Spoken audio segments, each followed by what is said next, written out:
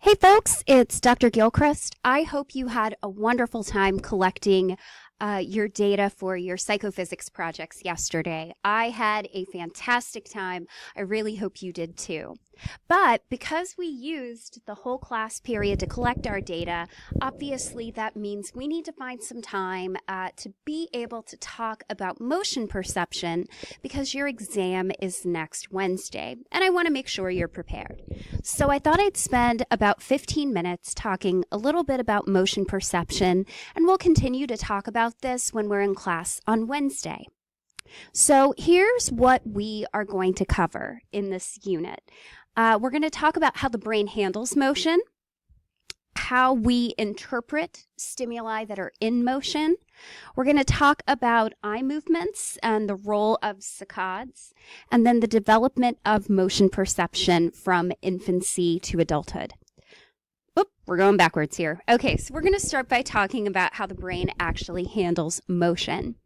Now, when we talk about motion, one of the ways that we can kind of conceive of how the brain would handle motion is to come up with a theoretical motion detector of some kind.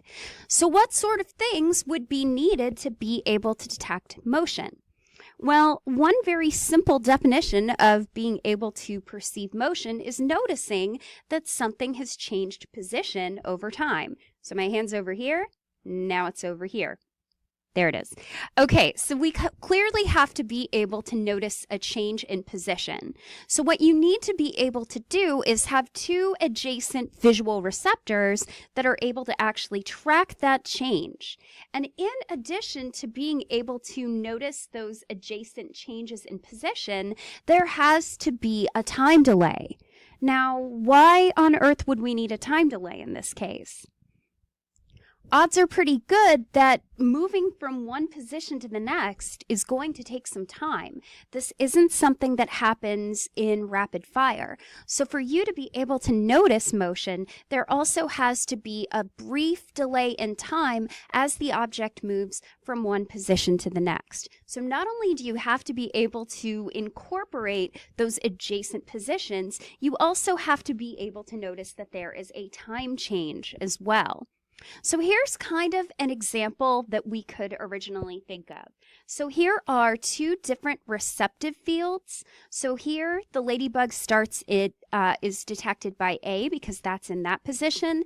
As it moves over to the next receptive field, B will be able to track that. And so eventually this motion detector will pick it up. Now this will happen once the beetle has moved over to this position, the motion detector will notice that change in time.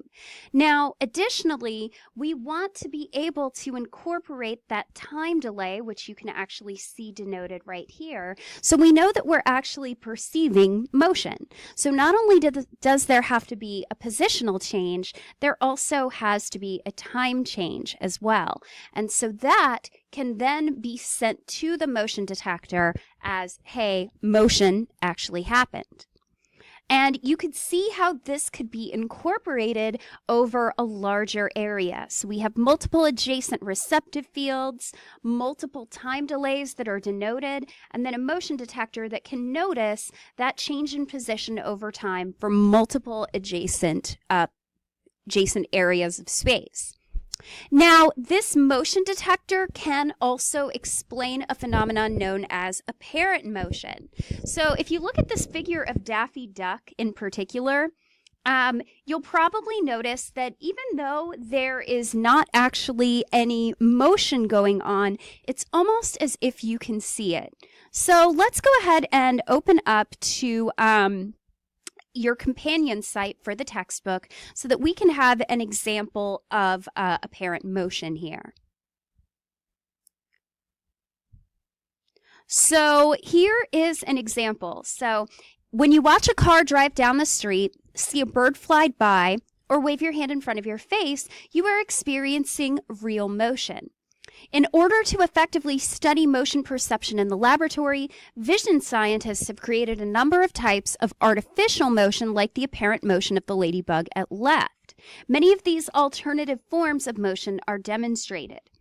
Each part of the activity will contain multiple images or animations. Click on the images to toggle between them. So we're going to go ahead and click on apparent motion here. So it says to click the start button. I'm going to start with a delay of 10 milliseconds, and I want you to kind of pay attention to what you see. Does it look like it's moving?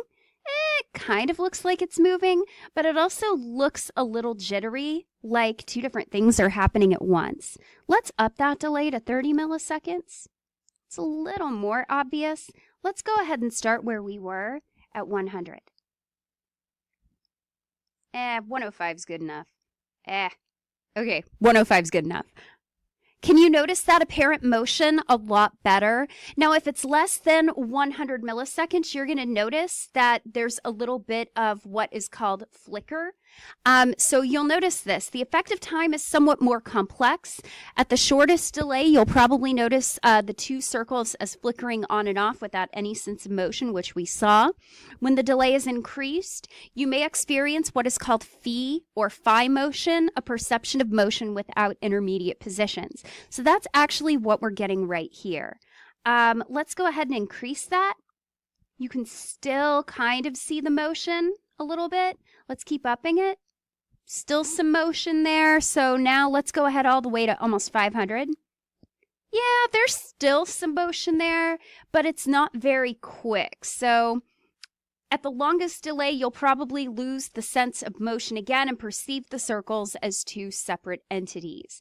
So that's kind of interesting. This is how apparent motion works. And we need it to be fast, but we don't want it to be too fast. So if you go to the companion site, you'll actually be able to try this out for yourself. So apparent motion results from the rapid alternation of objects that appear in different locations in rapid succession. Now, many of the issues that we talked about with stereopsis also appear when we talk about motion perception. So one of the biggest things that we have to consider is that issue of correspondence once again. So as we talked about in stereopsis, how do we know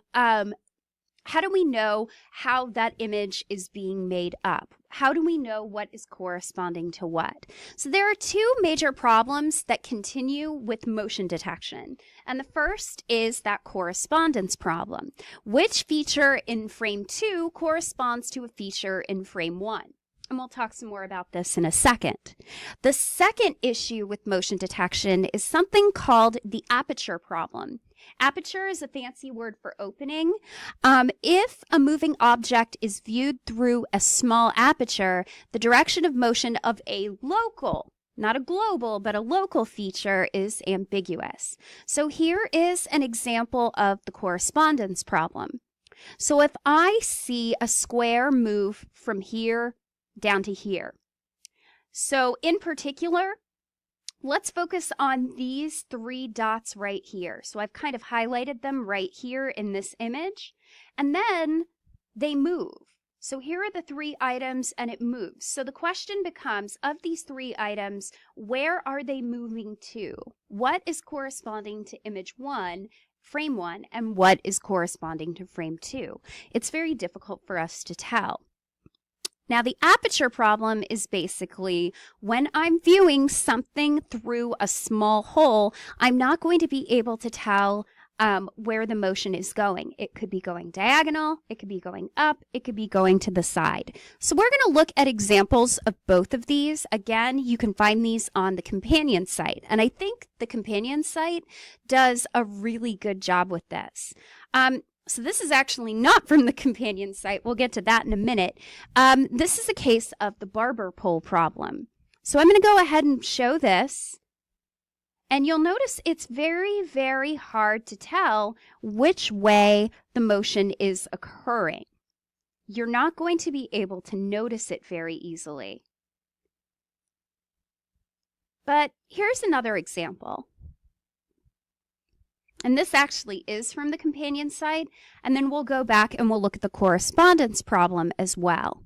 So let's go ahead and go to the aperture problem. So here is movie 1.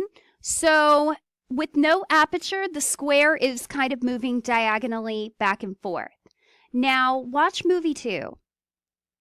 All of a sudden, so here it looks like it's moving back and forth. Do you notice that here it's moving up and down? This is kind of fitting with the correspondence problem. So here, I have no idea what's happening as I move from frame 1 to frame 2. I have no idea what item is corresponding to what item in frame 2. And this becomes really obvious with the aperture problem. Okay, let's go to 3. So now I've got 4 apertures. You'll notice that it's shifting back to diagonal motion because you can utilize those 4 apertures to create a unified whole. Now, you could also see 2 rectangles that are kind of moving independently. I don't really see that myself. Maybe you're actually able to shift your attention back and forth between the square and the rectangles. Let's try movie 4. You might actually be able to flip your perception a little more easily with this. That's freaking me out. Okay, now here's a different version of the aperture problem. Now, with this image, all of these items are being viewed through an aperture, and they all look like the motion is the same. But when I click on movie 6, you'll actually notice that they're all moving in completely different directions. But when I only have the local image to look at, it's going to become very, very ambiguous. So how on earth do we deal with the correspondence problem and the aperture problem and compute the direction of motion?